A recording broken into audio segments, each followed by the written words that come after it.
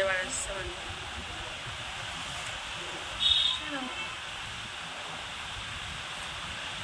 এইসব বলো না, ওই ওনার গুলো যখন করছিলাম তখন করতাম।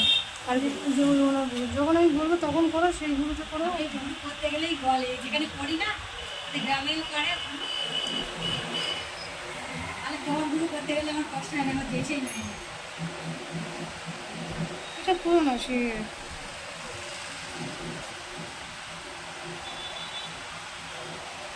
বললাম বুঝলি। ভিডিও করো না, বেকার হবে।